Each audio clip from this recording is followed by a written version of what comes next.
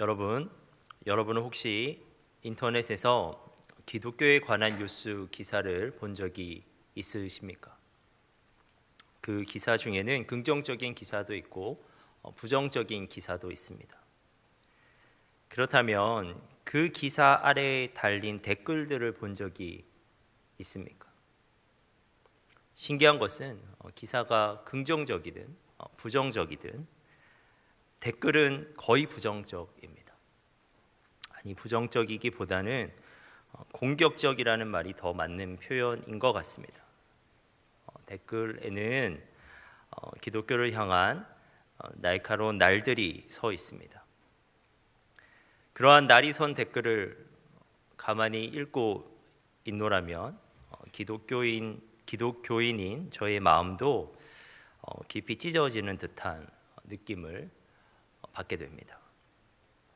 인터넷상에서 하나님의 백성이라고 하는 기독교인들이, 더 나아가 하나님 바로 그분께서 모욕당하고 있습니다. 여러분, 십계명의 제3계명이 무엇인지 아십니까? 너는 너의 하나님 여호와의 이름을 망령되이 일컫지 말라입니다. 십계명은 하나님의 이름이 우리 입술 가운데 함부로 또는 장난으로 언급되는 이름이 아니라는 것을 강조하고 있습니다. 오히려 하나님의 이름은 우리의 찬양을 받기에 합당한 이름입니다. 시편 72편 19절과 같은 말씀은 이렇게 말씀하는데요, 그 영화로운 이름을 영원히 찬송할지어다 라고 말씀합니다. 하지만 우리의 현실에서 하나님의 이름은 찬양받기보다 모욕당하는 이름이 되어버렸습니다. 그런데 오늘 본문에서도 하나님의 이름은 처참히 모욕당하고 있습니다. 블레셋 군대가 이스라엘 영토로 쳐들어왔습니다. 블레셋 군대와 이스라엘 군대는 엘라 골짜기를 사이에 두고 서로 이제 진을 치고 대치 상황에 들어갔습니다. 그때 블레셋 진영에서 압도적인 한 인물이 걸어 나왔습니다. 그는 골리앗이라고 하는 이름의 거인이었는데 2m를 훌쩍 넘는 키를 가진 그 거인은 11kg이 넘는 창을 마치 지휘봉처럼 가볍게 휘두르는 자였습니다. 그는 머리에 노투구를 썼고 몸에는 비늘 갑옷을 입었고 다리에는 놋 갑반을 쳤고 어깨 사이에는 놋 단창을 메었습니다. 골리앗은 이스라엘 군인들의 간담을 서늘하게 하는 위용을 발산하였습니다. 그런데 이 거인이 이스라엘 군대를 향해서 입을 열어서 오만한 말을 쏟아내기 시작했습니다. 그는 입을 열어 하나님의 백성인 이스라엘 군대를 모욕하기 시작했습니다. 그리고 더 나아가 자신이 믿는 신들의 이름으로 하나님의 이름을 모욕하기 시작했습니다. 하나님의 거룩한 이름이 그날 그 골짜기에서 형편없이 짓밟히고 형편없이 모욕당했습니다. 하지만 이방인의 입에서 하나님의 이름이 형편없이 모욕당하고 있을 바로 그때 아무도 골리앗 앞에 나설 수 있는 사람은 없었습니다.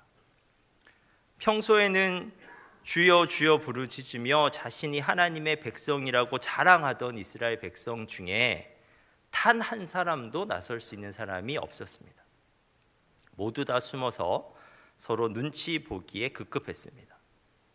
그러는 동안 하나님의 영화로운 이름은 찬양받기에 합당한 이름은 땅으로 떨어져 처참히 더럽혀졌습니다. 여러분, 하나님의 이름은 골리앗의 입에서 모욕당할 만한 이름이 아닙니다. 여러분, 하나님의 이름은 인터넷상에서 모욕당할 만한 이름이 아닙니다. 그런데 하나님의 이름은 비참하게 모욕당하고 있습니다. 누구 때문입니까? 골리앗 때문입니까? 아니면 인터넷상의 안티크리스찬 때문입니까? 물론 하나님을 알지 못하는 그들의 무지 때문이기도 합니다. 하지만 궁극적인 책임은 하나님을 믿는다고 말하면서 정작 그들의 삶 가운데서 하나님의 능력을 신뢰하지도 못하고 하나님의 능력을 경험하지도 못하는 이스라엘 백성들 또는 그리스도인들에게 있는 것은 아닐까요? 여러분에게 하나님은 어떠한 존재이십니까? 어느 한 선교사님이 유명한 미션 스쿨 대학교에 채플의 설교자로 초청받아서 가셨답니다. 채플은 미션 스쿨에서 모든 학생, 기독교인이든 아니든 모든 학생이 의무적으로 드려야 하는 예배입니다. 그래서 선교사님은 부딩기가 어느 정도 좋지 않을 것이라고 예상하고 가셨습니다. 왜냐하면 그 예배에는 믿지 않는 사람들도 섞여 있으니까 당연히 교회에서 드리는 예배의 분위기와는 사뭇 다를 것이라고 생각하였습니다. 그런데 그렇게 기대치를 낮추고 예배에 참석했음에도 불구하고 선교사님에게 그 예배의 모습은 너무나 충격적이었습니다. 찬양 인도자가 앞에서 찬양을 인도하는데 찬양을 따라 부르는 학생이 단 한 명도 없었답니다. 선교사님이 설교를 시작했는데 거의 모든 학생이 팔짱을 끼고 의도적으로 자기 시작했답니다. 그렇다면 그날 예배에 참석한 학생 중에 단 한 명의 크리스찬 학생이 없었겠는가? 선교사님이 나중에 물어서 안 사실이지만 그날 예배에 참석한 인원 중 3분의 1이 자신이 그리스도인이라고 고백한 학생이었다고 나중에 알게 되었습니다. 평소에는 자신이 기독교인이라고 말하고 다니면서 조금만 부끄러우면 찬양 한 소절 부를 수 없고 아멘 소리 한번 할 수 없는 그리스도인. 평소에는 자신이 구원받았다고 자랑하고 다니면서 목숨은 그만두고서라도 직장 문제만 걸려도 학교 문제만 걸려도 돈 문제만 조금 걸려도 하나님을 언제든지 밀어놓을 수 있는 그리스도인. 세상 사람들이 볼 때는 그러한 그리스도인들이 우스꽝스럽게 보이는 것입니다. 그리고 세상 사람들이 볼 때 그러한 그리스도인들이 믿는 하나님도 의문의 대상인 것입니다. 하지만 오늘 본문에 나오는 다윗은 입으로만 떠드는 이름뿐인 하나님의 백성이 아니었습니다. 그는 하나님의 능력을 진짜 신뢰하고 있었던 사람이었고 그래서 그분의 능력을 경험했던 진정한 하나님의 백성이었습니다. 그래서 진정한 하나님의 백성이었던 다윗은 하나님의 이름이 욕을 당하면 하나님의 영화로운 이름이 땅에 떨어지고 짓밟히면 견딜 수가 없었습니다. 왜냐하면 그가 신뢰하고 이미 경험했던 하나님은 그들이 욕하는 그런 하나님이 결코 아니었기 때문에 그렇습니다. 다윗은 양치기였잖아요. 베들레헴 언덕과 풀밭에서 아버지의 양을 돌보면서 그 양을 치면서도 하나님이 얼마나 위대하신 분인지 또 그분이 얼마나 자기와 가까이 계시는 분인지를 깊이 체험할 수 있었습니다. 그는 양을 지키며 사자와 곰과 싸우는 과정에서 하나님의 능력을 경험할 수 있었습니다. 그가 양을 치면서 하나님의 임재를 철저하게 연습했는데 그렇게 하나님의 임재를 철저히 연습해온 그에게는 들리지 않을 것 같은 하나님의 말씀이 사실은 들리는 사자의 표보다도 훨씬 더 실제적인 것이었습니다.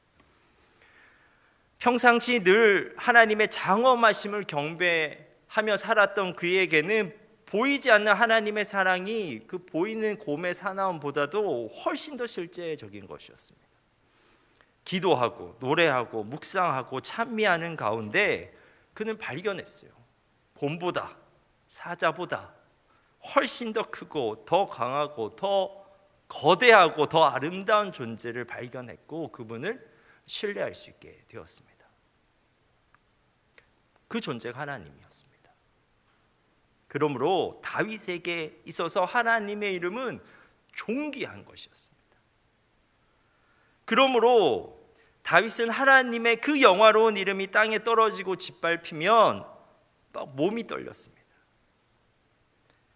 하나님의 이름이 모욕을 당하면 심장이 찢기듯이 고통스러웠습니다. 그래서 그는 그 상황에서 도저히 그냥 앉아 있을 수가 없었습니다. 결국 그 당시 10대에 불과했던 다윗은 하나님의 이름을 위해 하나님의 이름을 모욕하는 그 거인 앞에 나아갔습니다. 그리고 10대 소년의 목소리라고는 믿기 어려운 단단한 목소리로 골리앗을 향해 이렇게 말합니다. 45절입니다. 너는 칼과 단창으로 내게 나아오거니와 나는 만군의 여호와의 이름 곧 네가 모욕하는 이스라엘 군대의 하나님의 이름으로 내게 나아가노라. 그리고 이렇게 선언합니다. 오늘 여호와께서 너를 내 손에 넘기시리니 내가 너를 쳐서 내 목을 베고 블레셋 군대의 시체를 오늘 공중의 새와 땅의 들짐승에게 주어 온 땅으로 이스라엘의 하나님이 계신 줄 알게 하겠고. 여러분 이게 믿기십니까? 이 말이 아무런 무장을 하지 않은 채 형들에게 떡 심부름 갔던 10대 소년이 온 몸을 무장한 채 살기를 품기고 있는 거인 적장 앞에서 한 말입니다.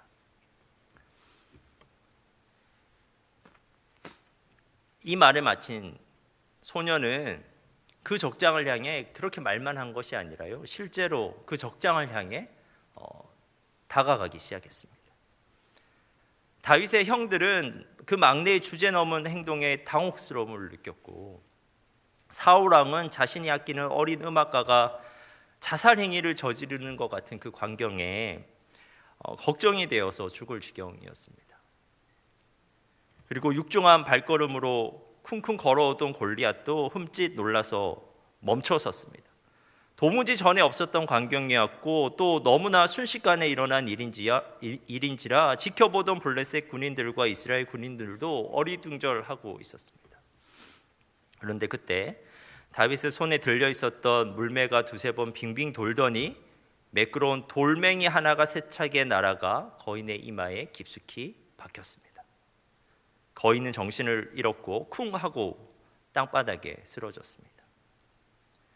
하나님의 이름이 떨어져 짓밟혔던 그 땅에서 하나님의 이름을 위해서 자신의 목숨까지 기꺼이 내놓을 수 있었던 한 소년, 그 소년으로 인해 하나님의 이름은 다시 능력의 이름이 되었습니다. 하나님의 이름은 다시 영화롭게 되었습니다. 사랑하는 청년 여러분, 이 이야기는 그저 성경에 기록된 옛날 이야기에 불과한 것입니까?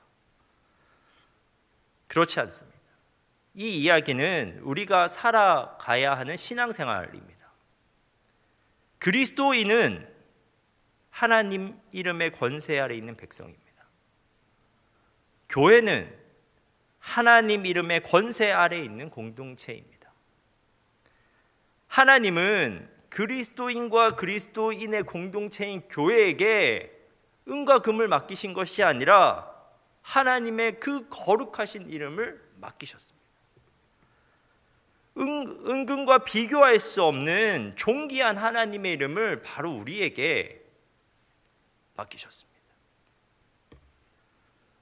사도행전 3장을 보면 하루에 3번씩 성전에서 기도하던 베드로와 요한이 오후 3시 기도 시간에 맞춰 나가다가 성전 미분에서 나면서부터 못 걷는 사람을 만나게 됩니다. 기도로 단련되고 성령에 충만한 이 두 제자에게 40년 동안 한 번도 걸어보지 못한 그 사람이 구걸을 해왔습니다. 구걸하는 그 사람의 절박한 시선은 제자들의 마음에 그 영적 동정심을 불러일으켰습니다. 예수님의 제자들은 나면서부터 못 걸었던 그 사람을 향해 초점 잡힌 관찰을 계속하다가 이렇게 말합니다. 우리를 보라. 그러자 그 사람은 무엇인가를 기대하는 눈으로 제자들을 쳐다보았습니다. 그때 베드로는 그 사람을 향해서 이렇게 말했습니다. 은과 금은 내게 없거니와 내가 있는 이것을 네게 주노니 나사렛 예수 그리스도의 이름으로 일어나 걸어라. 이 말을 들은 사람은 순간적으로 희비가 엇갈렸을 것입니다. 은과 금은 내게 없다 라는 말을 들었을 때는 실망했다가 내게 있는 이것을 준다라는 말을 들었을 때는 다시 희망이 솟았을 것입니다. 그 기대와 희망의 종점에 그 저항할 수 없는 명령이 떨어졌습니다. 나사렛 예수 그리스도의 이름으로 일어나 걸어라. 성령 충만하여서 그 사람의 아픔이 느껴진, 그리고 성령 충만하여서 예수 그리스도의 능력이 얼마나 대단한 것인지 진짜 신뢰하고 있었던 제자들의 그 단호한 목소리는 그 사람의 마음의 의심과 불안을 넘어서 일어서고 싶다는 소원과 일어설 수 있다는 확신을 불러일으켰습니다. 그리고 자신이 일어설 수 있다고 진짜 믿어버린 그 사람에게 예수 그리스도의 이름의 권능이 정말 나타났습니다. 아무도 눈치채지 못한 사이에 꽃봉오리가 만개하듯이 나면서부터 못 걷는 사람의 신경세포가 살아나는 새 창조가 일어난 것입니다. 한때 거린이였던 이제 예수 그리스도의 이름으로 일어난 그 사람은 하나님의 성전으로 달려 들어갔습니다. 그리고 그는 성전에서 하나님을 찬미했습니다. 그리고 하나님을 찬미하는 그의 모습을 보고 수많은 백성은 놀라워하였고 하나님을 두려워하였습니다. 성전 앞에서 구걸하던 사람에게 성전을 출입하던 사람들은 한입 자비를 흘리고 갔지만 어느 누구도 그가 성전까지 뛰어갈 수 있으리라고 생각하지 못했습니다. 동전은 그를 결코 변화시킬 수 없었습니다. 하지만 예수 그리스도의 이름은 그를 소생시켰습니다. 성령에 사로잡힌 제자들이 예수님의 이름을 언급하는 순간 하나님의 구원 능력과 그리스도의 다스림이 그에게 일어났습니다. 그리고 그러한 능력과 다스림은 기쁨의 찬미 소리로 표현되었고 또 그 찬미 소리는 하나님의 이름을 영화롭게 하였습니다. 여러분, 하나님은 우리에게 그리스도인과 교회에게 이러한 권능의 이름을 맡겨주셨습니다. 다윗의 입술에 담겨 있었던 그 하나님의 이름, 베드로의 입술에 담겨 있었던 예수 그리스도의 이름, 그 존귀한 이름은 현재를 살아가고 있는 우리의 입술에도 여전히 담겨져 있습니다. 은과 금은 없어도 하나님의 이름, 예수 그리스도의 이름의 능력이 나타나는 교회가 하나님의 이름을 영화롭게 하는 교회입니다. 은과 금은 없어도 하나님의 이름의 능력, 그리스도의 이름의 능력이 나타나는 그리스도인이 하나님의 이름을 영화롭게 할 수 있는 그리스도인입니다.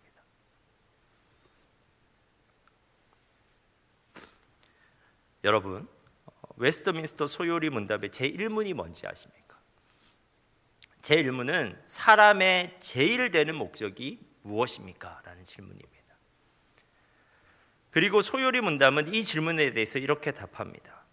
사람의 제일 되는 목적은 하나님을 영화롭게 하는 것과 영원토록 그를 즐거워하는 것입니다. 그렇습니다. 하나님을 영화롭게 하는 것, 하나님의 이름을 영화롭게 하는 것이 우리의 존재 목적입니다. 그리고 하나님의 이름을 영화롭게 하는 것은 먼저 우리가 하나님의 이름의 능력, 예수 그리스도의 이름의 능력을 신뢰하는 것에서부터 시작합니다. 왜 엘라 골짜기에서 하나님의 이름이 형편없이 모욕당했습니까? 그것은 그곳에서 하나님의 이름을 진정으로 신뢰하는 하나님의 백성이 단 한 명도 없었기 때문에 그러했습니다. 하지만 하나님의 이름을 신뢰하는 단 한 명의 진정한 하나님의 백성이 그곳에 등장하는 순간 하나님의 이름은 모욕당하는 이름에서 찬양받기 합당한 이름으로 존귀해졌습니다. 그 한 사람이 소년이든 노인이든 청년이든 관계가 없습니다. 남자든 여자든 상관없습니다. 하나님의 이름을 은금보다 귀하게 여기는 자라면, 하나님의 이름을 목숨보다 정말 소중히 여기는 자라면, 하나님은 그분의 하나님 되심을 그의 담대한 몸짓을 통해서 드러내십니다. 하나님은 또한 그로 인해서 영광을 받게 되십니다.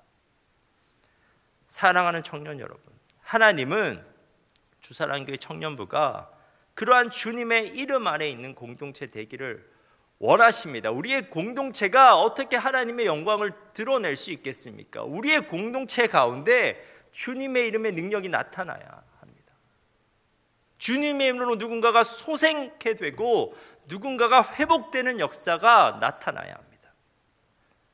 하나님은 여러분들이 주님의 이름 아래에 있는 진정한 하나님의 백성 되기를 원하십니다. 여러분을 통해서 우리 하나님께서 영광 받기를 원하십니다. 그 주님의 이름을 붙들고 살아가는 여러분 되시길 바랍니다. 기도하겠습니다. 하나님, 우리가 하나님의 이름을 영화롭게 하는 그리스도인 되게 하옵소서. 하나님의 이름을 붙잡고 살아가게 하시고 그 이름의 능력으로 넉넉히 진정한 그리스도인으로 살아내게 하옵소서. 우리를 통해 사람들이 하나님의 영광을 보게 하시고 우리를 통해 사람들이 하나님께로 돌아오게 하옵소서. 예수님의 이름으로 기도합니다.